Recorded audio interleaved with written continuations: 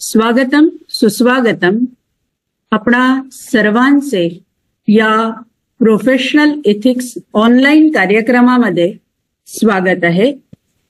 आमचे प्राचार्य doctor Mohan Nagrale sir, doctor Vedprakash Dongaonkar sir, आमच्या उपप्राचार्या डॉक्टर मंजुश्री सरदेशपांडे मॅडम, सर्व प्राध्यापक वृंद आणि त्याचबरोबर सर्व विद्यार्थी मित्रांनो, आज आपण हा कार्यक्रम ठेवण्यामागचा मुख्य उद्देश असा होता की प्रोफेशनल एथिक्स नेमकं काय आहे, त्याची आज कुठे आणि कशी गरज आहे, आपल्या भारतीय संस्कृतीमध्ये याचं कुठे मार्गदर्शन झालेलं आहे का, या सगळ्या गोष्टींची जाणीव व्हावी या दृष्टिकोनातून आपण हा कार्यक्रम आयोजित केलेला आहे. शब्दसुमनांनी मी डॉक्टर डोणगावकर सरांचं येथे स्वागत करते आणि त्यांचा परिचय करण्यासाठी डॉक्टर गोविंदराजा भट्टा यांना विनंती करते. Good afternoon, everyone. It is a matter of immense pride and honor for the entire team IQAC of R.S. Mundle Dharampet Arts and Commerce College to host a dynamic personality, a true academician, for this webinar on professional ethics. It is a matter of great pride for me to introduce today's expert speaker, Dr. Ved Prakash Ishwarappa Dongavkar. Dr. Dongavkar is presently the assistant professor and the head of the philosophy department at Matoshri Shantabai Gote Arts, Commerce and Science College, Washim.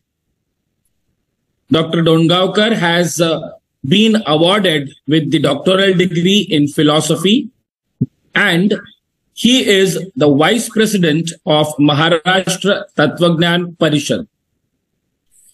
Dr. Ved Prakash Dongavkar is the member of Board of Studies of Philosophy at Sant Gadge Baba Amravati University. He is also the recognized PhD supervisor for philosophy students at Sant Gadge Baba Amravati University. Dr. Dongavkar, as I told you, is a true academician interested in the field of academics and particularly in the field of philosophy. He has till now published 9 books on the philosophical views of various philosophers. He has published 44 research papers and 6 articles in various journals and conferences. Dr. Dongavkar is the proud recipient of a number of awards. He has been conferred the Mahatma Basveshwara he has been conferred with the honored with an award by the Maharashtra Tattwagnan Parishad in 2012 for his research on Mahatma Basveshwara's philosophy. The Sharan Seva Samiti Latur has awarded Dr. Dongavkar with the Sharan Sahitya Sanshodhan Puraskar in 2019. Maharashtra Sahitya Parishad Pune has awarded him the Mama Saheb Dandekar Best Book Award for his book on Bharatiya Tattwagnan in the year 2021. It is a matter of great honor for all of us to be in the midst of an expert academician and a versatile personality, Dr. Ved Prakash Dongavkar. To his speech, but before that, I would like to hand over the proceedings to Dr. Varsha Jappe, madam. Welcome, Dongavkar sir. Welcome, आपल्या या कार्यक्रमाला शुभेच्छा देण्यासाठी आपले प्राचार्य doctor Mohan Nagrale sir यांना मी आमंत्रित करते. तर आमच्या महाविद्यालयातर्फे आयोजित आजच्या या ऑनलाईन व्याख्यानामध्ये उपस्थित डॉक्टर वेद प्रकाश डोणगावकर सर, आमच्या IQSCचे कोऑर्डिनेटर आणि को कोऑर्डिनेटर, उपस्थित सर्व प्राध्यापक बंधू भगिनी आणि विद्यार्थी मित्रांनो, अतिशय महत्वाच्या विषयावर हे व्याख्यान होणार आहे. हे प्रत्येक व्यक्ती हा एक व्यावसायिक असतो, एक काहीतरी त्याला कोणतं तरी काम करावं लागतं आणि ते काम त्यांनी कोणत्या भावनेतून करावं, ज्याच्यामुळे त्याचा आणि सोसायटीचा किंवा देशाचा विकास होईल, त्याच्यामध्ये कोणत्याही प्रकारचा अडचण येणार नाही, स्मूथली चालेल, अशा प्रकारचे ज्या काही नीतिमत्ता ज्या आहेत. नीतिमत्ता हा तर प्रत्येक समाजाचा एक आवश्यक घटक आहे, व्यक्ती विकासासाठी सुद्धा महत्वाचा घटक आहे. तर ही नैतिकता आपण आपला व्यवसाय करत असताना कशी पाळली पाहिजे, याच्यावर प्रबोधन होणं अत्यंत आवश्यक आहे. आपण ऍज अ टीचर किंवा रिसर्चर म्हणून जे काही आपल्याला रिस्पॉन्सिबिलिटी जी करावी लागते, या संबंधी आपल्या काही एथिक्स आहेत. आपण आणि काय त्या एथिक्स कशा आपल्याला पाळता येऊ शकेल, या संबंधी आपल्याला मार्गदर्शन करण्यासाठी वाशिमवरून डोणगावकर सर आपल्या सोबत आहे. मला पूर्ण विश्वास आहे की आजचं हे व्याख्यान आपल्याला आपल्या ज्ञानामध्ये, आपल्या मनामध्ये अतिशय वेगळा प्रभाव पडणारा असेल. आणि सरांनी, डोणगावकर सरांनी जे काही मार्गदर्शन केलेलं असेल, ते मार्गदर्शन आपल्या भावी आयुष्यासाठी, भावी आपल्या व्यवसायासाठी अतिशय उपयुक्त होणार आहे, याची मला पूर्ण शाश्वती आहे. मी आपल्या सगळ्यांना याबाबत सगळ्यांना शुभेच्छा देतो. डोणगावकर सरांना मी विशेष आभार आणि त्यांना धन्यवाद की त्यांनी या महोदयाची ही विनंती आमच्या विद्यार्थ्यांना आणि प्राध्यापकांना मार्गदर्शन करण्याची विनंती आपण स्वीकारली, त्याबद्दल मी मनापासून आपले आभार मानतो, धन्यवाद देतो आणि माझ्या इथे शुभेच्छा इथे थांबवतो. नमस्कार.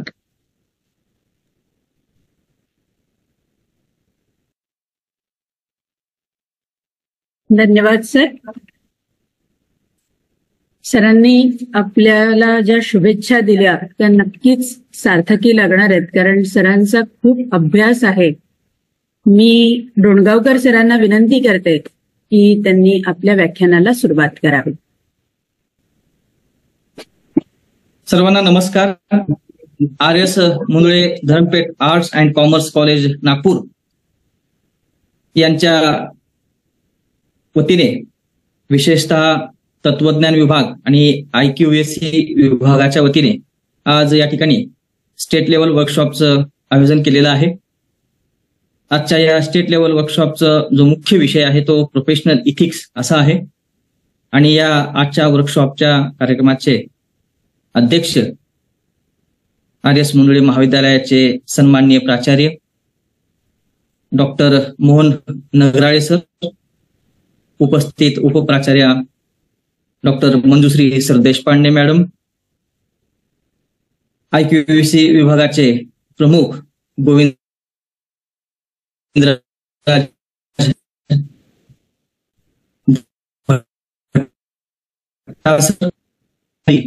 महाविद्यालय मॅडम, उपस्थित सर्व विद्यार्थी. विषय आहे एक महत्वाचा असा विषय आहे आणि या विषयाला अनुसरून आयोजित केली. आणि या अनुषंगाने आज आपण भारतीय नैतिक मूल्यांमध्ये उपलब्ध समकालीन व्यवसाय आणि नैतिक समस्यांचे निराकरण कशा करणार आहोत. या वर्कशॉपमध्ये प्रामुख्याने मला जो विषय देण्यात आलेला आहे त्या विषयाची मांडणी करत असताना मी साधारणपणे 3 मुद्द्यांमध्ये ती मांडणी करणार आहे. पहिला मुद्दा असा की व्यवसाय आणि त्याचं स्वरूप काय आहे. दुसरा मुद्दा असा आहे की नैतिक समस्या काय आहे. आणि तिसरा मुद्दा असा की या व्यवसायामध्ये निर्माण झालेल्या नैतिक समस्येच्या संदर्भामध्ये आपल्या भारतीय संस्कृतीमध्ये, विशेषतः भारतीय तत्वज्ञानामध्ये ज्या नैतिक मूल्यांची चर्चा झालेली आहे ते कशा पद्धतीने उपाय ठरू. आणि माझा असाच आहे की सध्याच्या परिस्थितीमध्ये व्यवसाय आणि व्यवसायाला अनुसरून जे काही समस्या निर्माण झालेल्या आहेत त्या आपल्याला भारतीय नैतिक मूल्यांच्या आधारे संपुष्टात आणता येतील आणि एकला आदर्श समाज पुन्हा आपल्याला स्थापित करता येईल.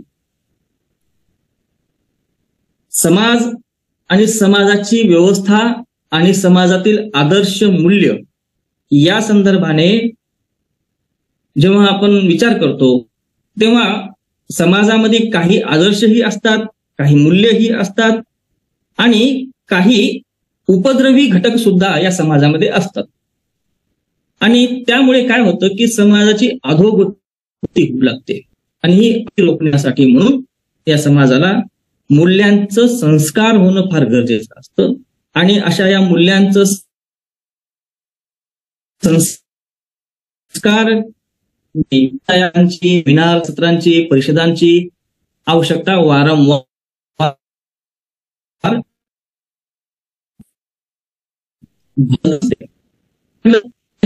मांडणार आहे.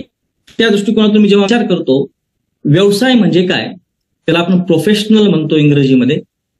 बहुमत असा आहे की प्रोफेशनल किंवा की ही एक आधुनिक संकल्पना आहे.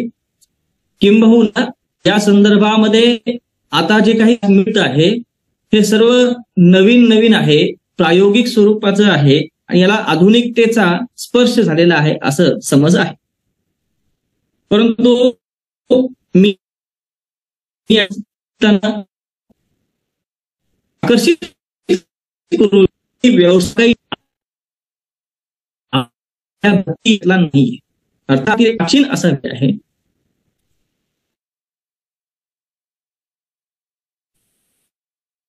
याचं कारण जीवन व्यवस्था सांगितली जाते.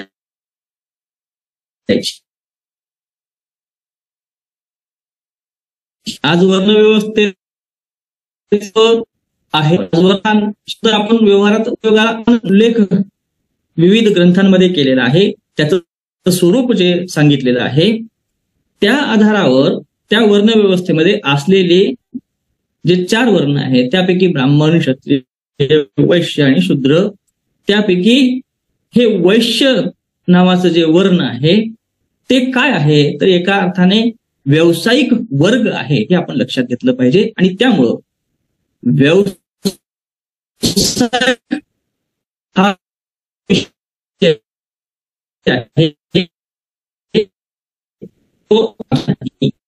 भारताच्या आता भारतीय संस्कृतीमध्ये अगदी या व्यवसायाला सेवाभावी दृष्टिकोनातून आणि नफा दृष्टिकोनातून जेव्हा आपण पाहतो तेव्हा म्हणजे आता खरं तर हे आध्यात्मिक आणि भौतिक दृष्टिकोनातून म्हणायला काही हरकत नाही.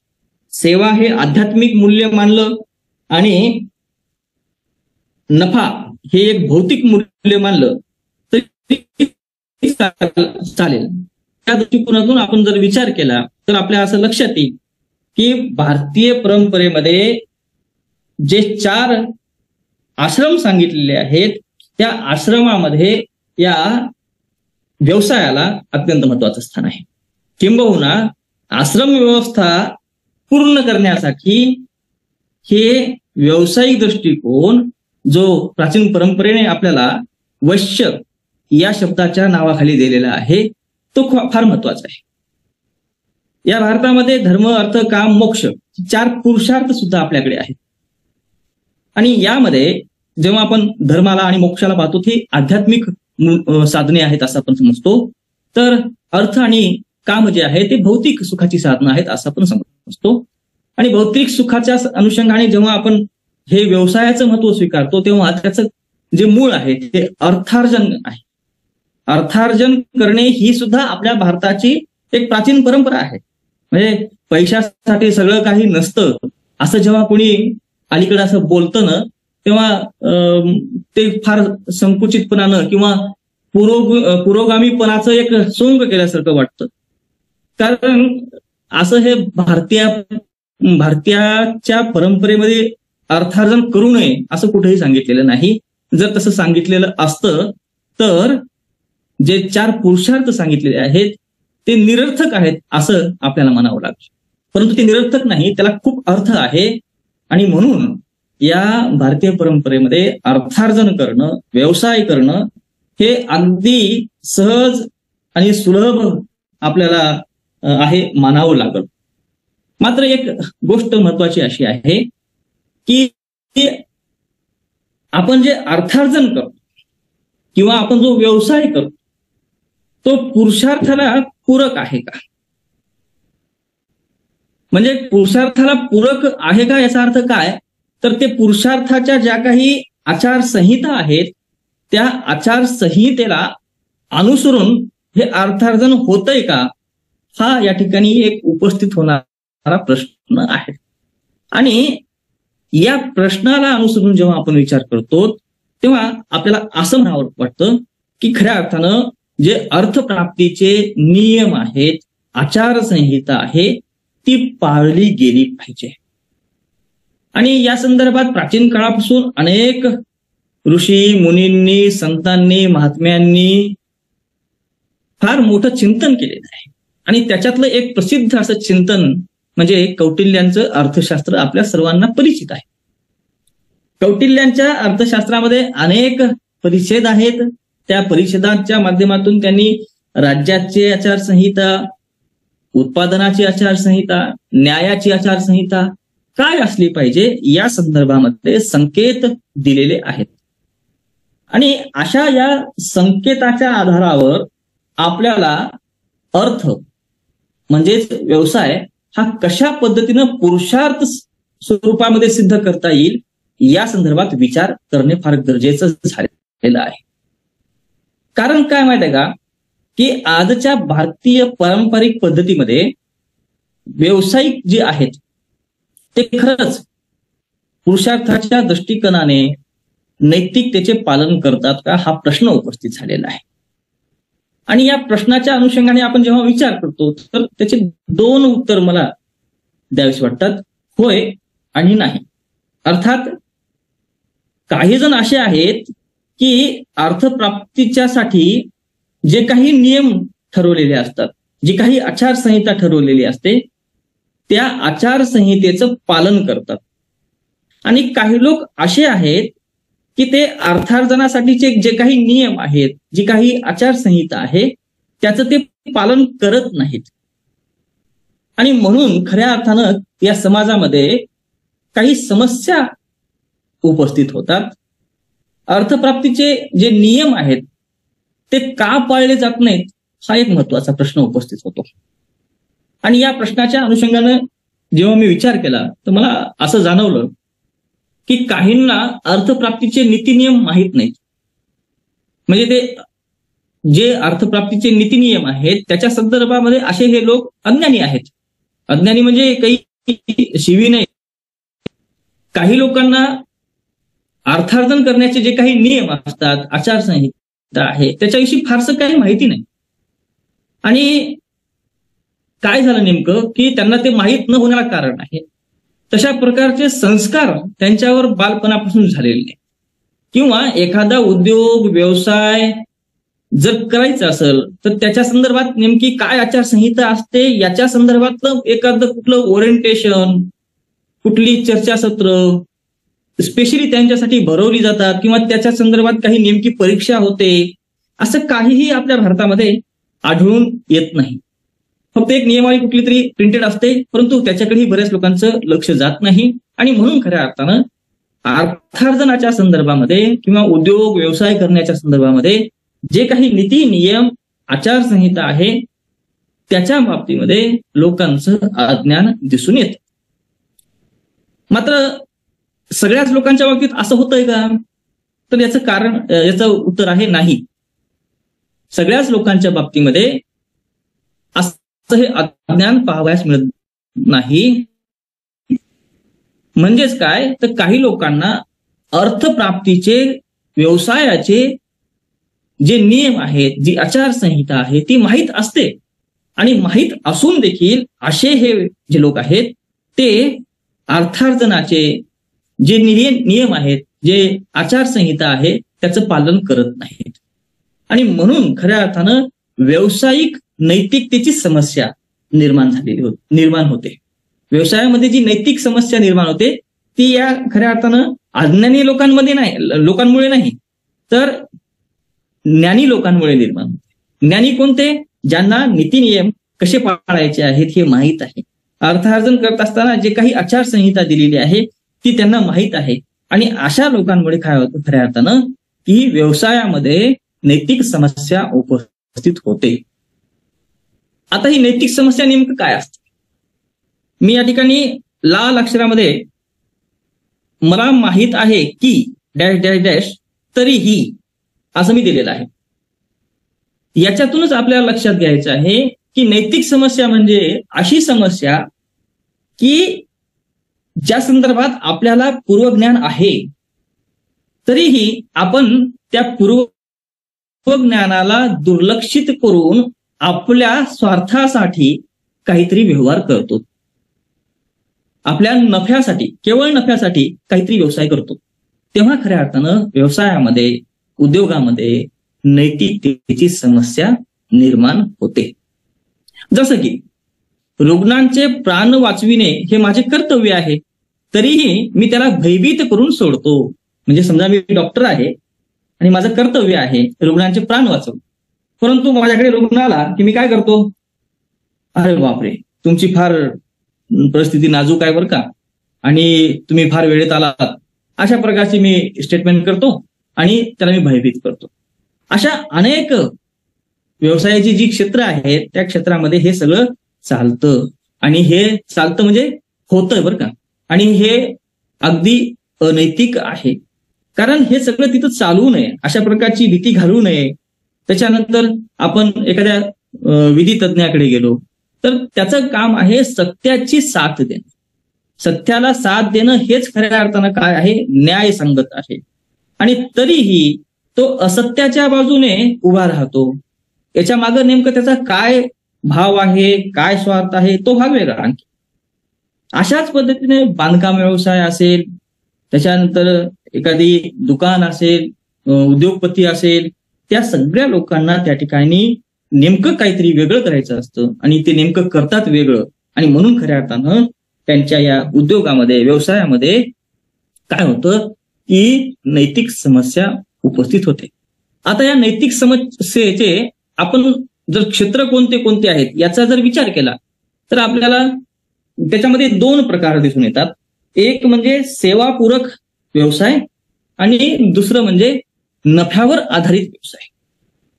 आता मी या ठिकाणी जे हायलाईट केलेले व्यवसाय आहेत याच्याही पेक्षा अनेक व्यवसाय तुम्हाला ऐकण्यात आणि वाचण्यात येतील, पाहण्यात येतील. मी एक प्रातिनिधिक स्वरूपामध्ये या ठिकाणी सेवापूरक व्यवसाय म्हणून वैद्यकीय व्यवसायाकडे पाहतो, विधी व्यवसायाकडे पाहतो आणि शिक्षण व्यवसायाकडे पाहतो. तर जे केवळ नफ्यावर आधारित असे व्यवसाय आहेत त्यामध्ये मी मीडियालाही पाहतो. म्हणजे खरं तर मीडिया ही लोकशाहीचा आधारस्तंभ आहे असं म्हटलं जातं, परंतु मीडिया हे व्यावसायिक झाली आहे असं माझं मत आहे. आणि म्हणून मी मीडियाला सुद्धा व्यवसाय म्हणून आज पाहतो आहे. त्याशिवाय बांधकाम व्यवसाय आहे, उद्योग आहेत, औद्योगिक क्षेत्र आहे, त्याच्यामध्ये अनेक उद्योग आपण पाहतो. तर हे सगळे नफ्यावर आधारित असलेले क्षेत्र आहेत. आणि या एका जर क्षेत्राला अनुसरून आपण चिंतन करत बसलो तर आपल्याला लक्षात येईल की या प्रत्येक व्यवसायामध्ये नैतिकतेची समस्या निर्माण झालेली आहे. उदाहरण म्हणून आपण जेव्हा वैद्यकीय क्षेत्राकडे पाहतो, म्हणजे जेव्हा आपण उपयोजित नीतीशास्त्र जी आपल्याकडे नीतिशास्त्रातली एक मोठी शाखा आहे, त्या शाखेच्या अनुषंगाने विचार करतो, तेव्हा वैद्यकीय क्षेत्राच्या बाबतीमध्ये अनेक लेखकांनी अनेक त्यांचे जे अनुभव आहेत त्या आधारावर त्याची एक वेगळी मांडणी केलेली आहे.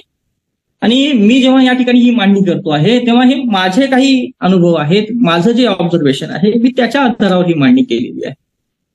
आज एक साधं ज्वलंत उदाहरण जे मी तुमच्या समोर सादर करतो, परंतु याकडे आपल्या समाजातल्या अनेक लोकांचं दुर्लक्ष कसं झालेलं आहे ते पहा. आपल्याकडे आपण पाहतो की डॉक्टर आहेत भरपूर सारे. मग काही डॉक्टर असतात ते MD असतात, काही MBBS असतात, काही BAMS असतात, काही BHMS असतात, काही न्यूरोसर्जन असतात. आणि या सगळ्या डॉक्टर लोकांची एक आचारसंहिता असते. परंतु आज नेमकं काय होत आहे, हे डॉक्टर लोक आपल्या आचारसंहितेला अनुसरून आपला व्यवहार करतात का, हा प्रश्न उपस्थित झालेला आहे.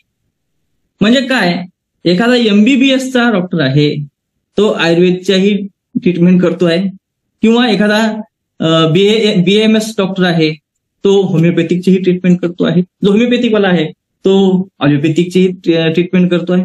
काय चाललंय, तुम्हाला स्पेशलायझेशन दिलेलं असताना सुद्धा तुम्ही अशा पद्धतीने जेव्हा करता तेव्हा समाजामध्ये एक जे काही म्हणजे दृढता यायला पाहिजे, त्या पद्धतीनं स्पेशलिटी जी तयार व्हायला पाहिजे ती होण्यासाठी कुठतरी मग बाधा काही ठरते.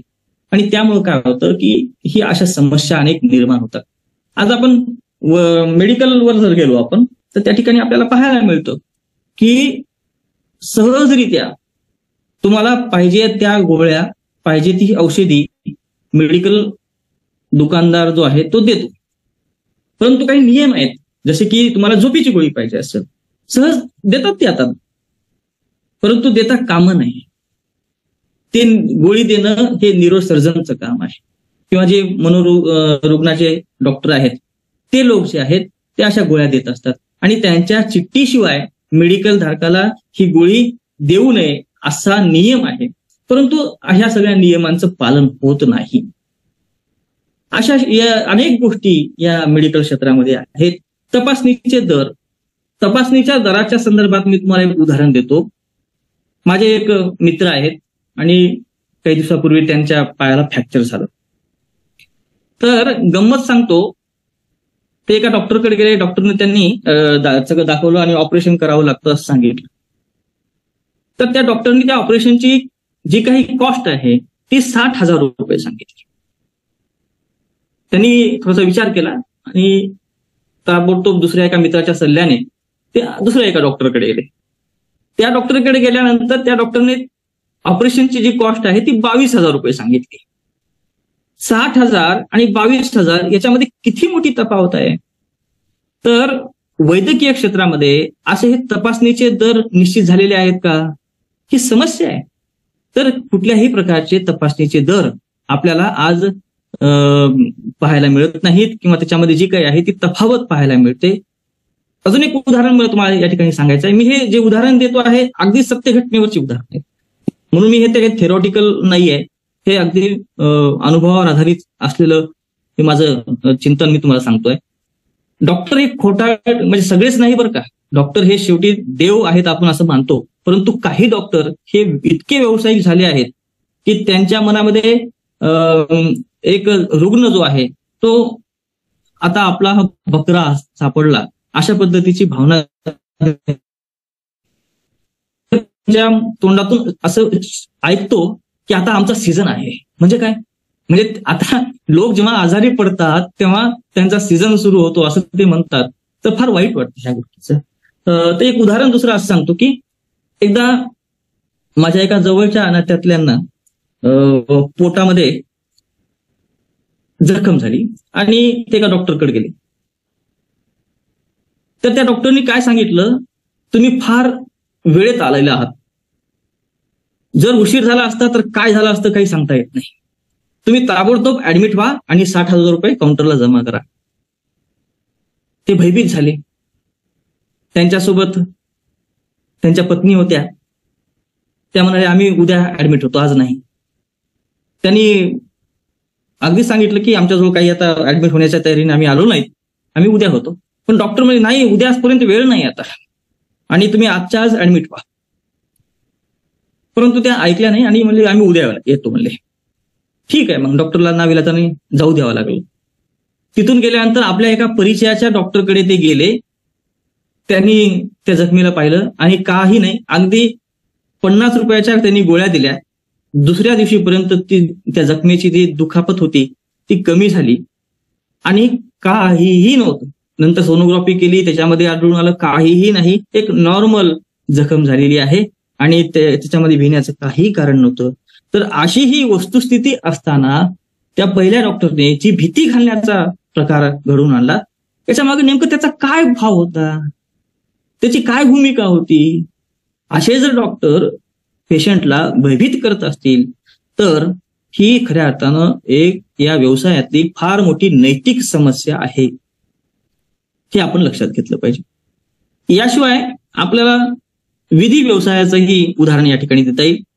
आज आपण पाहतो आहोत की अनेक मोठ्या प्रमाणामध्ये खोटे गुन्हे दाखल होत आहेत, खोटी साक्ष दिली जात आहे, खोटे पुरावे तयार केले जात आहेत आणि म्हणून वकील हे सत्याच्या बाजूने उभे असतात की असत्याच्या बाजूने, असा प्रश्न कधी कधी पडतो. याशिवाय आपण पाहतो की कित्येक प्रकरणं अशी आहेत की त्याचे निकाल लागत नाहीत. ते आपल्याला एका चित्रपटातला तो डायलॉग माहित आहे, तारीख पे तारीख, तारीख पे तारीख. हे अशी परिस्थिती आज न्यायिक व्यवसायामध्ये सुद्धा आपल्याला पाहायला मिळते. मग ही तारीख का वाढली जाते? एक तारीख वाढली की लगेच त्या तारखेच्या बदल्यामध्ये त्या जो काही म्हणजे त्यांचा क्लायंट असतो त्याच्याकडून फी मिळते तितकीच. हे सगळे प्रकार आज या सेवा देण्याच्या व्यवसायामध्ये सुद्धा आपल्याला पाहायला मिळतात आणि ही समस्या आहे, नैतिक समस्या आहे. याशिवाय आपण शिक्षण व्यवसाय पाहतो. आता शिक्षण खरं ही सेवा देणारी एक घटक आहे, परंतु इथंही व्यवसाय झालेला आहे, आपण हे पाहतो. नोकऱ्या घेताना, ऍडमिशन देताना डोनेशन असतं, सोयी सुविधा आज मोठ्या प्रमाणात भाव आहे, गुणवत्ता देण्याचं काम सुरू. आणि आज आपण पाहतो आहोत या ठिकाणी परीक्षा केंद्रित शिक्षण आहे असं वाटतं. म्हणजे इतक्या परीक्षा ठेवायच्या की त्या परीक्षेच्या माध्यमातून जे काही विद्यार्थ्यांची फी जमा होते ते अर्थानं काय उत्पन्नाचं सोर्स झाले की काय, असाही प्रश्न कधी कधी मनात येतो. शिक्षकांचं जे वर्तन आहे त्याच्यामध्ये आपल्याला पाहायला मिळते. त्याच्यानंतर राजकीय आणि संस्था चालक असतात, त्यांच्याही वेगवेगळ्या हस्तक्षेपामुळे काही शैक्षणिक समस्या निर्माण होत असतात. संशोधनाचं बाजारीकरण झालेलं आहे. म्हणजे काल पूर्वी मी एका वर्तमानपत्रात वाचलं की संशोधन क्षेत्र जे आहे तिथे असे काही एजंट बसलेले आहेत की जे अमुक अमुक एक रक्कम अदा केली की तिथे तुमचं ते सगळं काम होऊन जाईल. असे सगळे गोष्टी आहेत. विद्यार्थ्यांच्या संदर्भात आपण पाहत आहोत, विद्यार्थी अभ्यास करायला तयार नाहीत. ते जेव्हा असाइनमेंट किंवा काही प्रोजेक्ट वगैरे करतात तर ते कॉपी पेस्ट करण्याचं काम करतात. मोठ्या प्रमाणामध्ये आता इंटेलेक्च्युअल हे आर्टिफिशियल इंटेलेक्च्युअल जे आहे तर त्याचा वाढलेला प्रभाव ही खऱ्या अर्थाने एक समस्या बनत चाललेली आहे की काय, असं मनात प्रश्न उपस्थित होत चाललाय. आर्टिफिशियल इंटेलिजन्स जे आहे, AI ज्याला म्हटलं, IA म्हणतो आपण त्याला तुम्ही याला प्रश्न विचारला की ते ताबडतोब उत्तर देतं. मग आपण काय करायचं? सगळ्याच गोष्टी आपण त्या AI ला विचारू लागलो तर आपल्या या बुद्धीची क्षमता जी आहे त्याचा विकास आपण कधी करायचा, असेही प्रश्न या गोष्टीमुळे निर्माण होतात. याशिवाय आपण जे नफ्यावर आधारित व्यवसाय आहे, मग त्याच्यामध्ये मीडिया आहे. मग मीडियामध्ये आज आपण पाहतो की मोठ्या प्रमाणामध्ये जाहिरातीचा बाजार झालेला आहे. म्हणजे आता न्यूज चॅनल जे आहेत, खरं तर न्यूज चॅनलवर जाहिराती असाव्यात की नाही हा एक वेगळा विषय, परंतु न्यूज चॅनलवर जेव्हा मी पाहतो 1 मिनिटाची बातमी असते आणि ताबडतोब जाहिरात येते. जाहिरात किती? 2 मिनिटाची असते. आणि मीडिया ही पक्षपातीपणा करत आहे असं अनेकांचं ऑब्झर्वेशन आहे. हा एक दुसरा मुद्दा. पेड न्यूज आहेत, म्हणजे एखाद्या नेत्यांनी, एखाद्या मंत्र्यांनी, एखाद्या विशिष्ट उद्योग समूहाच्या व्यक्तीने जर पैसे देऊन त्यांची प्रशंसा वगैरे प्रकाशित करून घेतली तर त्याला असं मान्यता मिळत आहे. अशाही प्रकार या मीडियाच्या माध्यमातून आपल्याला पाहायला मिळतात. तर हे सगळं काय आहे? हे एक समस्या आहे असं मला वाटतंय. आणि महत्वाचं जेव्हा मी मीडियाच्या संदर्भात पाहतो तर मीडिया ही निर्णायक वक्तव्य करत आहे. म्हणजे जसं काही एक न्यायाधीश तुम्ही याच्यामध्ये दोषी आहात असं म्हणून ऑर्डर करतो, तशा प्रकारचे स्टेटमेंट जरी ते अंदाजित असले तरीही अशा प्रकारचे स्टेटमेंट मीडियाच्या प्रतिनिधींकडून येतात असं ऐकण्यात आणि पाहण्यात आलेलं आहे. एक चांगली निकोप अशी चर्चा घडवून आणणं हे मीडियाचं काम आहे, खरं आहे. परंतु तिथं तुम्ही निर्णय देणारे नाहीत हे जाणून घेणं त्यांच्यासाठी फार गरजेचं आहे. याशिवाय आपण बांधकाम व्यवसाय पाहतो. आज बांधकाम व्यवसाय खूप मोठा व्यवसाय भारतामधला आहे आणि या व्यवसायाच्या माध्यमातून आपण पाहतो की अनधिकृत अतिक्रमण होत आहे, अनधिकृत उत्खनन होत आहे, नियमबाह्य बांधकाम होत आहेत आणि जे काही झालेलं आहे ते सगळं व्यवस्थित आहे हे दाखविण्यासाठी भ्रष्टाचार मोठ्या प्रमाणात होत आहे, टक्केवारी दिली जाते आहे, लाच दिली जाते आहे आणि ह्या सगळ्या गोष्टीतून आपल्याला मलिदा खाता यावा यासाठी कामाची जी दर्जा आहे ती निकृष्ट स्वरूपाची निर्माण झालेली आहे. हे सुद्धा आपल्याला या बांधकाम व्यवसायाच्या माध्यमातून पाहायला मिळतं. याशिवाय जे उद्योग आहेत, व्यापार आहेत, इथं काय झालं, अमर्याद असं उत्पादन झालेलं आहे. मोठ्या प्रमाणात मागणी आहे हे खरं आहे, परंतु त्या मागणीच्याही तुलनेमध्ये उत्पादन मोठं करून ठेवण्याचं काम आज या उद्योग व्यवसायामध्ये आपण पाहत आहोत. तिथे भेसळ हा एक विषय आपल्याला पाहायला मिळतो आणि अजून एक महत्वाचा की जे काही उत्पादन होत आहे त्याच्यावर अवाजवी स्वरूपात आणि मनमानी स्वरूपात भाव लावण्याची एक जी मुभा या उद्योग व्यावसायिकांना दिलेली आहे ती खऱ्या अर्थानं घातक ठरत चाललेली आहे. आणि म्हणून हे सगळे समस्या आपण संपुष्टात आणण्यासाठी प्रयत्न केले पाहिजेत. आणि त्याच अनुषंगानं आपण जेव्हा ह्या सगळ्या मी ज्या प्रातिनिधिक स्वरूपामध्ये व्यवसायांचा उल्लेख केलाय त्या सगळ्या व्यवसायांना जेव्हा मी पाहतो तेव्हा काही मला सर्वच व्यवसायाला अनुसरून काही एक अशा ठोक अशा काही समस्या दिसून येतात. त्यामध्ये हे सगळे जे आहेत व्यवसाय ते स्वार्थाधिष्ठित बनले आहेत. मी सगळेच जेव्हा म्हणतो आहे तेव्हा ह्या सगळ्या व्यवसायामध्ये काही लोक हे स्वार्थी आहेत असं म्हणतो आहे. या सगळ्याच व्यवसायातले सगळेच लोक स्वार्थी आहेत असं मी म्हणत नाहीये. या सगळ्याच व्यवसायामध्ये काही लोक हे स्वार्थी आहेत. प्रामाणिकपणाचा अभाव आहे. या सगळ्या व्यवसायामध्ये काही लोकांमध्ये प्रामाणिकपणा नाही.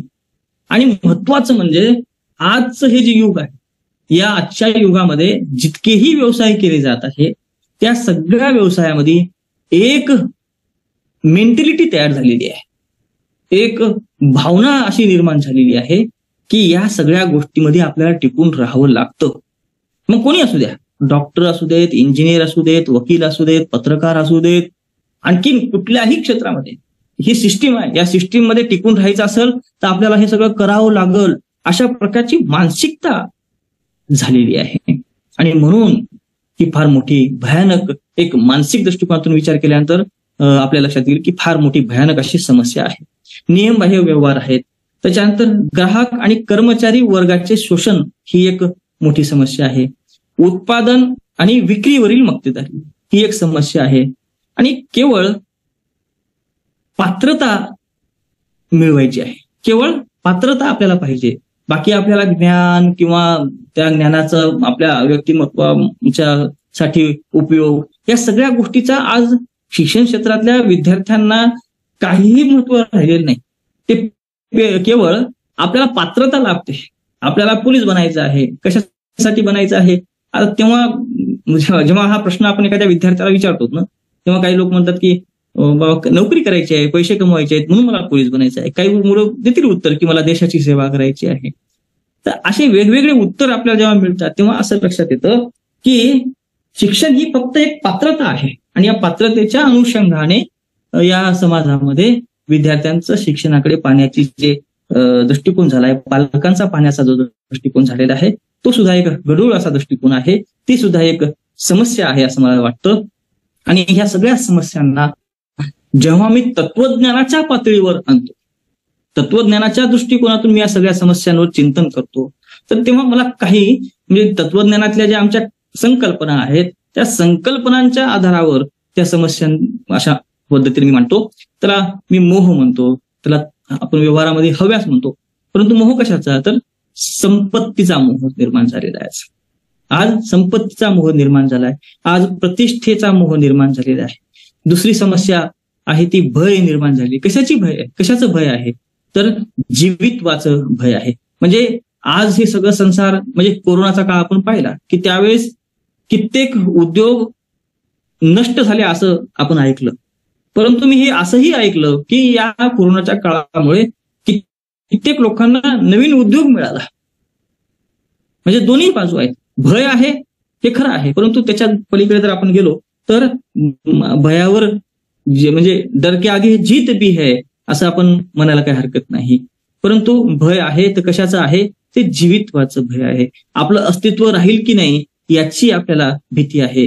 आपल्याला चिंता आहे, आपलं हे उदरनिर्वाहाचं जे साधन आहे ते आपल्याला मिळेल की नाही. परंतु मी एक अनुभव या ठिकाणी शेअर करतो.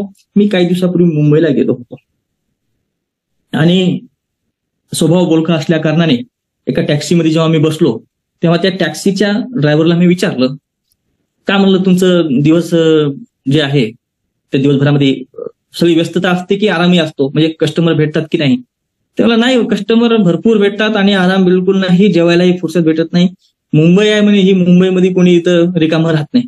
मी म्हणलं मग लोक म्हणतात की मुंबईमध्ये गेल्यानंतर बेकारी खूप आहे असं.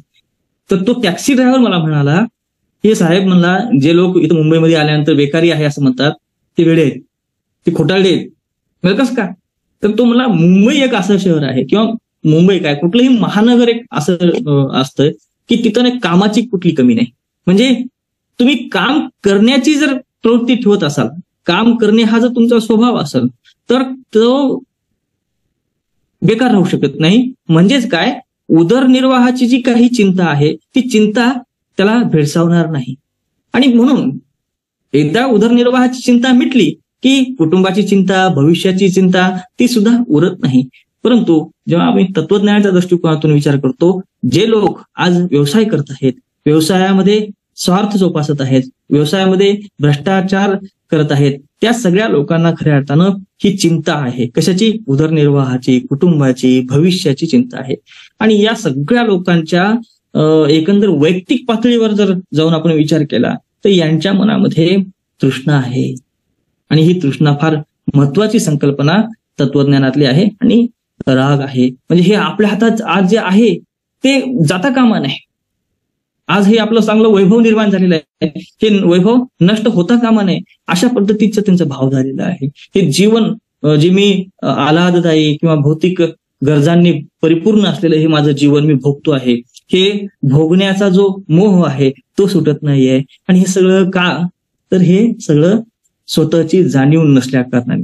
म्हणून जेव्हा मी तत्वज्ञानाच्या दृष्टिकोनातून या व्यवसायाकडे, या व्यवसायात निर्माण झालेल्या नैतिक समस्यांकडे पाहतो तेव्हा मला तत्वज्ञानातील, विशेषतः भारतीय तत्वज्ञानातील काही जे मूल्य आहेत त्या मूल्याची फार गरज वाटते. आणि त्या मूल्यांच्या आधारावर नैतिक समस्या ज्या निर्माण झालेल्या आहेत त्या कशा सोडवता येतील या संदर्भात सुद्धा मला चिंतन, विचार करावा असा वाटतो. आणि त्या दृष्टिकोनातून मी जेव्हा विचार केला तर मला असं वाटलं की हा तत्वज्ञान जो विषय आहे, या तत्वज्ञानाचा मूळ प्रश्न हा आहे की मी कोण आहे. मी कोण आहे हे जर आपल्याला लक्षात आलं तर माझं कर्तव्य काय आहे हे आपल्या लक्षात येईल. आणि माझं कर्तव्य काय आहे हे लक्षात आलं की त्या कर्तव्याला अनुसरून मी कुठल्या प्रकारचं ध्येय माझ्या समोर ठेवलं पाहिजे हे आपल्या लक्षात येईल. आणि त्या ध्येयाला अनुसरून आपण नेमकं काय करायला पाहिजे, कुठला व्यवसाय निवडायला पाहिजे हे आपल्या लक्षात येईल. आणि हे सगळं लक्षात आलं की या समाजामध्ये एक चांगल्या आदर्श स्वरूपाच्या व्यावसायिक क्षेत्राची निर्मिती होऊ शकते असं मला या ठिकाणी आवर्जून सांगावंसं वाटतं. मी या संदर्भामध्ये जेव्हा गीता, भगवद्गीता जी आहे त्या गीतेकडे पाहतो तर गीता काय आहे? शेवटी कमिटमेंट ऑफ आवर ड्युटी आहे. आपण कोण आहोत हे एकदा जाणलं आणि आपण काय करायला पाहिजे हे एकदा हेरलं की त्या हेरलेल्या गोष्टीला पूर्ण करण्यासाठी केलेलं कमिटमेंट आहे. ते करणं हे माझ्यासाठी कर्तव्य आहे ही भावना आपल्या मनामध्ये जागृत होते आणि त्या गोष्टी करण्यासाठी आपण तत्पर होतो. म्हणून मला असं वाटतं की गीता म्हणजे काय आहे? कमिटमेंट ऑफ आवर ड्युटी आहे. गीतेमध्ये निष्काम कर्मयोग फार महत्वाचा सांगितलेला आहे. आणि हा निष्काम कर्मयोग जो आहे तो सकाम कर्माच्या विरुद्ध सांगितलेला आहे. म्हणजे कर्म करत असताना कर्म करणे हे जितकं बंधनकारक आहे तितकंच आवश्यक आहे निष्काम स्वरूपाची कर्म करणं. म्हणजे तुम्हाला फळाची अपेक्षा करायची नाहीये, पण याचा अर्थ तुम्हाला फळ मिळणार नाही असं नाहीये. तुम्ही जे काही करणार आहात ते करण्यासाठी म्हणून करा. दॅट्स युअर ड्युटी म्हणून तुम्ही ते करा. आणि ते केल्यानंतर निश्चितपणे तुम्हाला त्याचं फळ मिळणार आहे. त्याच्यातून तुम्हाला सुख, शांती, समाधान मिळेल याच्याबद्दल तुम्ही निश्चिंत राहा. अशा प्रकारचा भाव गीतेमधून जो व्यक्त झालेला आहे तो माणसाला खऱ्या अर्थानं केलेल्या कर्माविषयीची चिंता न करण्यासाठी मार्गदर्शक ठरणार आहे.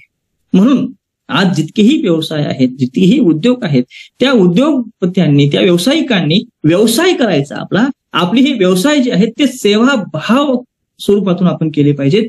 व्यवसायामुळे आपण या समाजाचं काहीतरी देणं लागतो, ही जी भावना आहे ती पूर्ण सिद्धीस येते. आणि या समाजाचं देणं आपण दिलं म्हणून त्याचं समाधान लाभतं. आणि म्हणून खऱ्या अर्थानं जे काही आपण करतो ते निष्काम स्वरूपातून केलं पाहिजे. आणि भारतीय तत्वज्ञानामध्ये खास करून वेद उपनिषदांमध्ये जी ऋण संकल्पना सांगितलेली आहे त्याच्यामध्ये आपण पाहतो की देव ऋण आहे, ऋषी ऋण आहे, पितृ ऋण आहे आणि त्याचबरोबर एक मनुष्य ऋण सुद्धा या सगळ्या भारतीय परंपरेमध्ये मूल्य स्वरूपात स्वीकारलेलं आहे. हे ऋण जे आहे मनुष्याचं ऋण ते समाजाचं देणं. मी एका गावात पाहिलं की त्या ठिकाणी एक 10-20 लोकांची संघटना तयार झाली आहे. समाजाचं देणं नाव असं त्या संघटनेनं त्यांनी ठेवलेलं आहे. आणि समाजाचं देणं म्हणून ती संघटना काय करते, तर वेगवेगळ्या झाडं लावते, त्या झाडांना कुंड्या तयार करते, ते गाळ तयार करते, त्या झाडांना पाणी देते, आठवड्यातून ज्या परिसरात ते झाडं आहेत तिथं ती साफसफाई करते. असे वेगवेगळे उपक्रम ती संघटना राबवत असते. आता ही संघटना म्हणजे अधिकृत नोंदणीधारक आहे की नाही मला माहित नाही, परंतु मी जेव्हा त्या संघटनेचं काम पाहिलं तेव्हा मी समाजाचा घटक आहे आणि या समाजासाठी मी काहीतरी केलं पाहिजे ही भावना ठेवून ती संघटना काम करत असते. या समाजामध्ये आपण काहीतरी लोकांसाठी दान दिलं पाहिजे, म्हणजे आपल्या उत्पन्नाचा काहीतरी हिस्सा आपण या समाजासाठी सुद्धा खर्च करण्याचं काम केलं पाहिजे. शिक्षक म्हणून जेव्हा आपण उत्पादन मिळवतो तेव्हा जे गरीब आणि होतकरू विद्यार्थी आहेत त्यांच्यासाठी आपण काहीतरी केलं पाहिजे. या भावनेतून सुद्धा आपण जे करतो ते खऱ्या अर्थानं काय असतं, हे समाजाचं ऋण आहे, समाजाचं देणं आहे ही भावना असते. आपण त्यांना वह्या देणं, पेन देणं, त्यांना गणवेशासाठी पैसे लागत असतील तर ते देणं, या सगळ्या गोष्टी या महाराष्ट्रामध्ये पाहतो, मी देशामध्ये पाहतो. हे संस्कार शिक्षण क्षेत्रामध्ये अनेक लोकांच्या अंगी आहेत आणि त्या दृष्टिकोनातून काम होत आहे हेही मी पाहतो. हे व्यावसायिकांनी सुद्धा अशा पद्धतीने जर ऋण भावना ठेवली, लक्षात ठेवली तर एक समाजामध्ये चांगल्या व्यावसायिक क्षेत्राची निर्मिती होऊ शकते. नैतिक समस्या ज्या व्यवसायामध्ये निर्माण झालेल्या आहेत त्या नैतिक समस्या संपुष्टात येऊ शकतात असं मला वाटतं. आपल्या या भारताच्या परंपरेमध्ये जैनांची परंपरा एक मोठी परंपरा आहे. याशिवाय पतंजली योग जे आहे तेही महत्वाचं एक असं दर्शन आहे. या दोन्ही दर्शनांमध्ये जैनांनी महावर्त म्हणून आणि पतंजलीने यम म्हणून सत्य, अहिंसा, अस्तेय, ब्रह्मचर्य, अपरिग्रह अशा या मूल्यांची आपल्याला देणं दिलेली आहे. आणि म्हणून हे मूल्य फार महत्वाचे. जर सत्याने आपण वागलो तर या समाजामध्ये असत्याचा कुठेही लवलेश राहणार नाही, कुठेही अनैतिकता निर्माण होणार नाही, कुठेही भ्रष्टाचार निर्माण होणार नाही, कुठेही लाच देण्याचा किंवा लाच घेण्याचा प्रकार निर्माण होणार नाही. म्हणून सत्य हे फार महत्वाचं मूल्य आहे. सत्य जर आपण स्वीकारलं तर त्या सत्यामुळे मानसिक, बौद्धिक आणि शाब्दिक स्वरूपाची हिंसाही होणार नाही. नाहीतर काय, एखाद्याला समजा लाच मागितली आणि लाच दिली तर मनातून त्या लाच घेणाऱ्याला, लाच देणारा माणूस काय काय म्हणून जातो, म्हणजे मानसिक हिंसा एक प्रकारची होऊन जाते, हे कळत न कळत होऊन जाते. म्हणून खऱ्या अर्थानं सत्याचा आणि अहिंसेचा खूप जवळचा संबंध आहे. अस्तेय हे मूल्य तर फार महत्वाचं आहे. अस्तेयाचा अर्थ म्हणजे जी वस्तू आपली नाही ती वस्तू आपण घेऊ नये. खऱ्या अर्थानं म्हणजे जे माझं आहे ते मी घेतलं पाहिजे, ज्याचं जे देणं आहे ते त्याला देणं पाहिजे, ही न्यायाची व्याख्या आहे. आणि या व्याख्येचा आपण जर अर्थ नीट समजून घेतला तर त्याचा संबंध या अस्थेय याशी लावला पाहिजे आपण. म्हणजे जे माझं नाही ते मी का घेऊ, माझं जे आहे तेवढंच मी मिळवलं पाहिजे. म्हणजेच काय, आज व्यावसायिक क्षेत्रामध्ये मोठ्या प्रमाणामध्ये मुनाफा मिळवण्याची जी प्रवृत्ती निर्माण झालेली आहे ती खऱ्या अर्थानं चोरी आहे. याचा अर्थ म्हणजे तुम्ही देदान सुटेगिरान असं नाही, तर जे काही आपण व्यवसाय करत आहोत ते व्यवसाय हे कशासाठी, तर ते मानधन स्वरूपामध्ये आपण आहेत हे स्वीकारलं पाहिजे. म्हणजे या समाजामध्ये वेगवेगळे घटक आहेत. म्हणजे काही घटक जे आहेत ते आपल्याला ज्ञान देण्याचं काम करतात, काही घटक असे आहेत. या संदर्भात मला लोकहितवाद्यांचा एक लेख आठवतो. लोकहितवाद्यांनी एका लेखामध्ये जी प्राचीन काळापासून वर्णव्यवस्था निर्माण झालेली आहे त्या वर्णव्यवस्थेचं एक सुंदर असं विश्लेषण केलेलं आहे. आणि त्या विश्लेषणाच्या आधारावर मला असं दिसून आलं की या समाजामध्ये अनेक घटक आहेत, अनेक लोक आहेत. प्रत्येक लोक एकमेकाची गरज पूर्ण करण्याचं काम करतात. आणि म्हणून या सगळ्या घटकांमध्ये व्यावसायिक जो आहे तो फार महत्वाचा घटक आहे. व्यावसायिकाने आपण या समाजाला जे काही उत्पादन मिळवलेलं आहे ते प्रोव्हाइड करण्याचं काम केलं पाहिजे. आणि त्याच्या बदल्यामध्ये केवळ मानधन स्वरूपात ते मुनाफा घेतला पाहिजे. मानधन स्वरूपात त्याच्यामध्ये तुम्ही फार काही मिळवत असाल तर ते मग समाजाचं संतुलन बिघडवण्यासाठी कारण होऊ शकतं. म्हणून काय होतं, मग समस्या क्रिएट होतात. या समाजामध्ये या व्यावसायिक लोकांचं रक्षण करण्यासाठी पोलीस असते, संरक्षक असतात. आणि या सगळ्या लोकांना सुद्धा तुमच्याकडे जे काही उत्पादन होतं ते प्रोव्हाइड करण्याचं काम या व्यावसायिक लोकांचं आहे. म्हणून खऱ्या अर्थानं जे तुमचं नाही ते तुम्ही घेऊ नका, जे ज्याचं आहे ते त्याला दिलं पाहिजे ही भावना व्यावसायिकांनी ठेवली पाहिजे. अपरिग्रह, साठा बाजार आज आपण मोठ्या प्रमाणात पाहतो आहोत की प्रमाणाच्या बाहेर जाऊन साठेबाजारी केली जाते. आणि जेव्हा म्हणजे समाजामध्ये तुटवडा निर्माण होतो तेव्हा ती गोदाम खुली करतात आणि त्यावेळेसला मनमानी पद्धतीने हे व्यावसायिक जे आहेत ते काय करतात की आपल्या उत्पादनाला भाव देतात आणि त्याच्यातून दुपटीपेक्षा, तिपटीपेक्षा, 10 पटीपेक्षाही जास्त मुनाफा कमवण्याचं काम करतात. हे फार घातक या समाजासाठी होऊ शकतं. याच्यामुळे काय होतं की समाजाची जी घडी आहे ती बिघडून जाते. आणि म्हणून खऱ्या अर्थानं भारतीय तत्वज्ञानातल्या, भारतीय संस्कृतीतले ही जी महावर्त आहेत, ही यम जे आहेत ते फार महत्वाचे आहेत. या संदर्भामध्ये आपण पतंजली योग दर्शनातले ही जे पंचक्लेश आहेत ते जर पाहिले तर फार एक मानसिक दृष्टिकोनातून ती फार आवश्यक आहेत. म्हणजे काय होतं की आपण लोकांकडे पाहतो आणि लोकांकडे पाहिलं की त्याच्याकडे ही कार आहे, त्याचा उद्योग पाहताना आता एक शटर होतं, पहिलं आता 2 शटर झालेले आहेत. त्यानं एका ठिकाणी दुकान होते, आता दुसऱ्या ठिकाणीही त्यानं त्याची ब्रँच काढलेली आहे. अशा प्रकारचं आपण जेव्हा पाहतो की लगेच काय होतं की आपल्या मनामध्ये सुद्धा तशा प्रकारची भाव तयार होतात. त्याने एक दुकान घेतलं, मग आपण दुसरी दुकान का होऊ शकत नाही. त्याने एक ब्रँच नवीन काढली आहे, मग आपण का करू शकत नाही. हे भाव जेव्हा तयार होतात ना, म्हणजे आपल्या मनामध्ये असे आकार तयार होतात. आणि या आकार तयार झाल्यामुळे, असे हे भाव तयार झाल्यामुळे काय होतं की आपल्याला एक जिद्द आपल्या मनात निर्माण होते, एक स्पर्धा आपल्या मनात निर्माण होते. आणि या स्पर्धेतून काय होतं की आपलं जे चालू असलेलं सगळं व्यवस्थित असलेलं जे सगळं आहे त्याला कुठेतरी धक्का बसतो आणि आपण कळत न कळत एका विशिष्ट प्रकारच्या ताण तणावामध्ये जात असतो. आणि म्हणून मला व्यावसायिकांना मुद्दामून सांगायचं आहे त्याच्यामध्ये समाधान मानण्यासाठी तुम्ही तत्पर व्हा. आहे त्याच्यामध्ये समाधान मानलं तर खऱ्या अर्थानं सुख आहे, समाधान आहे आणि मोक्ष आहे. म्हणजेच काय, एक शाश्वत आनंदाची अवस्था आहे. परंतु तुम्ही जर हाव ठेवून आपला हा सगळा व्यवसाय उद्योग वाढविण्याच्या दृष्टिकोनातून प्रयत्न करत असाल, तुम्ही जर लोकांना सेवा मिळत असेल आणि म्हणून हे वाढवत आहे अशी भावना ठेवत असाल तर तो भाव वेगळा.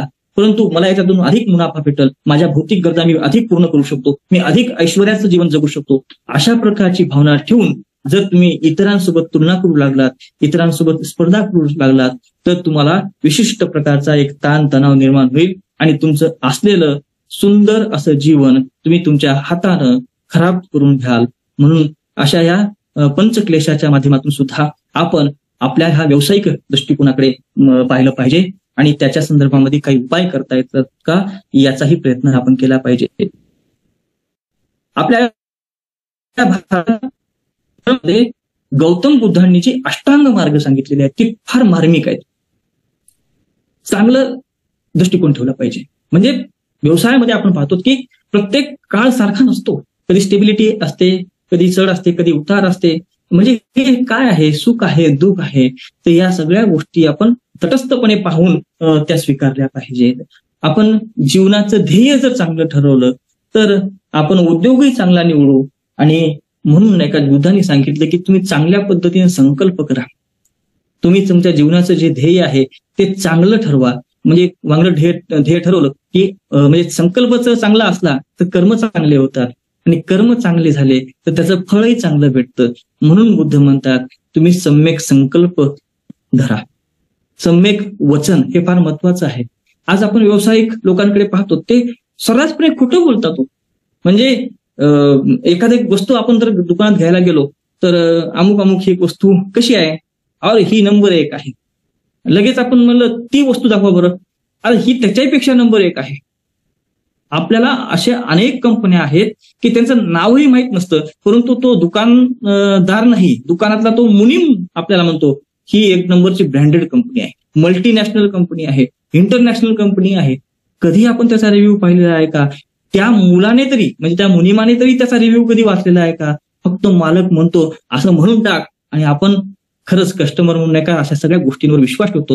हे सगळं काय आहे? ते असम्यक वचन आहे. म्हणून बुद्ध म्हणतात खरं बोललं पाहिजे, खोटं बोलू नका, जे अप्रिय आहे तेही बोलू नका, चांगलं बोललं पाहिजे. हे खरं अशा ह्या सगळ्या गोष्टी जर आपण व्यवसायामध्ये ठेवल्या तर आपण ग्राहकांचा संतोष करण्यासाठी कटिबद्ध आहोत असं त्याचा अर्थ आपण लावू शकतो. सम्यक कर्म म्हणजे स्वार्थरहित कर्म आपण करू नये. स्वार्थरहित कर्म जर टाळले तर एक चांगल्या समाजाची निर्मिती होऊ शकते. सम्यक आजीव हे फार महत्वाचं आहे. आज आपण या समाजामध्ये पाहत आहोत अनेक प्रकारचे व्यवसाय आहेत. म्हणजे आपण जर विद्यार्थ्यांना म्हणलं की तुम्ही बाजारामध्ये जा आणि किती प्रकारचे व्यवसाय आहेत याची एक यादी बनवून आणा, तर मी गॅरंटी देऊन सांगतो म्हणजे एक 200 ते 300 प्रकारचे जे व्यवसाय आहेत ते एका तासामध्ये ते मुलं लिहून आणतील. 200 ते 300 प्रकार, इतके प्रकार आज आपण व्यवसायाचे पाहत आहोत. म्हणजे काय झालं की मिळेल ते काम करण्याची एक वृत्ती झालेली आहे. आता मी उदाहरण या ठिकाणी मुद्दाम देतो आणि म्हणजे बुद्धाचा आपण अजीव सम्यक अजीव जे आहे ते पाहत आहोत. सम्यक अजीवचा अर्थ मी पहिल्यांदा सांगतो की चांगला व्यवसाय केला पाहिजे. मग त्याच्यामध्ये नेमकं काय? मद्याचा व्यवसाय करू नये, शस्त्राचा व्यवसाय करू नये, ज्याच्यापासून हिंसा होते असे व्यवसाय करू नये. परंतु आज आपण पाहतो की तरुणाईमध्ये प्रामुख्याने असे व्यवसाय निवडले गेले आहेत की तिथं मोठ्या प्रमाणात हिंसा होऊ शकते. तिथे मद्याचा वापर होत आहे. तिथे अशा प्रकारची जर मद्याची किंवा हिंसेची जी काही म्हणजे शैली आहे ती वापरली जात असेल तर ही समाजासाठी फार घातक होऊ शकते. आणि म्हणून खऱ्या अर्थानं बुद्धाचा हा जो विचार आहे सम्यक अजीव हा खूप आदर्श स्वरूपाचा असा विचार आजच्या या समाजामध्ये रुजवणं आणि त्या पद्धतीनं व्यावसायिकांना आकर्षित करणं फार गरजेचं झालेलं आहे असं माझं वैयक्तिक मत आहे. आणि आणखीन एक महत्वाचं सम्यक व्यायाम म्हणजे तिथं फार महत्वाची एक म्हणजे हे प्रॅक्टिस आहे. आपण जसं शरीराचे व्यायाम करतो तसं मनाचेही काही, बुद्धीचेही काही व्यायाम आपण केले पाहिजेत. असत्याचा त्याग आपण केला पाहिजे, सत्याचा प्रयत्न आपण केला पाहिजे, ग्राहकाचं हित हेच माझं हित आहे असं मानलं पाहिजे. हे आपण जर मनावर बिंबवून घेतलं तर खऱ्या अर्थानं आपण जे काही व्यवसाय करत आहोत त्याच्यामध्ये एक नॅचरली एक मॉरॅलिटी येण्यासाठी एक चांगलं वातावरण निर्माण होऊ शकतं. आपण जे काही चांगलं आहे तेवढंच स्मरणात ठेवलं पाहिजे. विनाकारणच्या ज्या गोष्टी आहेत त्या लक्षात ठेवून विनाकारणचे जे काही मानसिक ताणतणाव आहे ते वाढून घेण्यात काही अर्थ नाही. त्याशिवाय आपण चांगली सम्यक समाधीकडे गेलं पाहिजे. म्हणजे कारण माणसाचं जीवन जे आहे ते समाधानासाठी आहे, आत्म आनंदासाठी आहे. भौतिक आनंद, भौतिक सुख हे शाश्वत नाही, क्षणिक आहे हे आपण लक्षात घेतलं पाहिजे. त्याचा म्हणजे मुळीच अर्थ नाही, त्याला महत्व नाही असं नाही, परंतु त्यालाच महत्व आहे असंही होत नाही. म्हणून शेवटी मला या ठिकाणी असं सांगावं असं वाटतं जे कपिल मुनींनी सांगितलेलं आहे, ज्ञानेन मुक्ती. म्हणजे हे जीवन आहे, या जीवनामध्ये दुःख आहे. मग ते भौतिक स्वरूपाचं दुःख असेल, आध्यात्मिक स्वरूपाचं असेल किंवा अधिदैविक स्वरूपाचं दुःख असेल, व्यवसायाच्या माध्यमातून अशा या अनेक प्रकारच्या दुःखाला व्यावसायिक लोकांना सामना करावा लागतो. आणि म्हणून व्यावसायिकांनी जर तत्वज्ञानाची कास धरली, तत्वज्ञानाच्या या नैतिक मूल्यांची कास धरली, तर त्यांच्या जीवनामध्ये जे काही दुःख निर्माण झालेलं आहे, त्या दुःखामुळे जे काही बंध निर्माण झालेले आहेत, त्या सगळ्यातून त्यांना मुक्त होण्यासाठी एक चांगलं वातावरण निर्माण होऊ शकतं, असा विश्वास मला तत्वज्ञानाचा अभ्यासक म्हणून कपिल मुनींनी सांगितलेल्या ज्ञानेन मुक्ती या उक्तीने सांगावंसं वाटतं. या ठिकाणी RS मुंद्रे महाविद्यालयाने या वर्कशॉपचं आयोजन केलं आणि मला बोलण्याची संधी दिली. त्याकरिता मी महाविद्यालयाचे प्राचार्य, IQAC विभाग प्रमुख आणि आमच्या सहकारी डॉक्टर वर्षा जपे मॅडम, तत्वज्ञान विभाग प्रमुख, यांना खूप खूप धन्यवाद देतो आणि मी या ठिकाणी माझं हे व्याख्यान थांबवतो. जय हिंद, जय महाराष्ट्र. धन्यवाद सर. आपलं खूप मोलाचं मार्गदर्शन आज आम्हा सगळ्यांनाच लाभलं. व्यावसायिक नीतिमत्ता ही गोष्ट खरंच खूप मोठी आहे आणि मग तो कुठलाही असेल, आपण तर शिक्षक आहोत, बाहेरही अनेक व्यवसाय आहेत, ज्या व्यवसायांमध्ये नीतिमत्तेची काय स्थिती आहे ही आपणा प्रत्येकालाच माहिती आहे. आणि अशा परिस्थितीमध्ये आपले विद्यार्थी किंवा आपण स्वतः या गोष्टीत जर सजग राहिलो तर निश्चितच येणारी पिढी ही या बाबतीत चांगलं काम करेल. आणि नीतिमत्ता ही सगळ्याच ठिकाणी, मग ते काहीही कुठलंही क्षेत्र असलं तर त्या ठिकाणी गरजेचं आहे. आणि ही गोष्ट प्रोफेशनल इथिक्स म्हणून जरी या शब्दाने आपण बघत असलो तरी या सगळ्या गोष्टी आपल्या भारतीय तत्वज्ञानामध्ये इतक्या सुंदर पद्धतीने सांगितल्या आहेत की त्याचा जेव्हा आपण अभ्यास करतो तेव्हा निश्चित असं वाटतं की इथिक्स सारखा पेपर हा कधी 100 मार्कांचा होऊच शकणार नाही. तो खरं तर प्रॅक्टिकल आहे आणि तो त्या पद्धतीने आपण जर वागलो तर निश्चितच आपल्या जीवनाचं सार्थक झाल्याशिवाय राहणार नाही. आणि सर, आपण अतिशय उत्तम पद्धतीने प्रत्येक मुद्दे मांडले, म्हणजे जैन दर्शनात, बौद्ध दर्शनात किंवा भारतीय तत्वज्ञानात ज्या पद्धतीने तुम्ही ते सगळ्या गोष्टी मांडल्या त्या खरंच अतिशय उत्तम पद्धतीने मांडल्या. तसंही नेहमीच तुम्ही तुमचं अध्ययन दांडगं असतं, जेही तुम्ही मांडता ते नक्कीच विचारपूर्वक आणि सगळ्या अध्ययनानंतरचं असतं, त्यामुळे ते नेहमीच अपीलही होतं. खूप अतिशय उत्तम पद्धतीने जी आपण मांडणी केली त्याबद्दल आम्ही कॉलेजतर्फे आपले आभार मानतो. व्यक्तिशः मी आपली आभारी आहे, कारण मी जेव्हाही कधी आपल्याशी या संदर्भात बोलले आपण पटकन हो म्हणता आणि नक्कीच मदतीला नेहमीच असता, त्याबद्दल खरंच आपले खूप खूप आभार. या कार्यक्रमात आमचे प्राचार्य डॉक्टर मोहन नगराळे सर उपस्थित होते आणि त्यांनीही आम्हाला ज्या शुभेच्छा दिल्या त्याबद्दल आम्ही सगळे त्यांचे आभारी आहोत. तसेच आमच्या उपप्राचार्य डॉक्टर मंजुश्री सरदेशपांडे मॅडम त्याही या कार्यक्रमात उपस्थित होत्या, त्याबद्दल त्यांचेही आम्ही येथे आभार मानतो. तसेच सर्व प्राध्यापक वृंद आणि विद्यार्थी यांनीही या कार्यक्रमात सहभाग घेतला, त्याबद्दल आम्ही सर्वांचे आभारी आहोत. हा स्टेट लेवलचा कार्यक्रम होता. जवळजवळ 200 क्रॉस रजिस्ट्रेशन्स या ठिकाणी झालेले आहेत. त्यामुळे नागपूर सोडून सर्व प्राध्यापक तसेच त्यांचे विद्यार्थी यांनी यात जो सहभाग घेतला त्याबद्दल त्यांचे विशेष आभार मी येथे मानते आणि हा कार्यक्रम इथे संपला असे जाहीर करते. यानंतर आपणा सर्वांना एक फीडबॅक फॉर्मची लिंक येईल, कृपया फीडबॅक फॉर्म भरून सबमिट करावे. थँक्यू.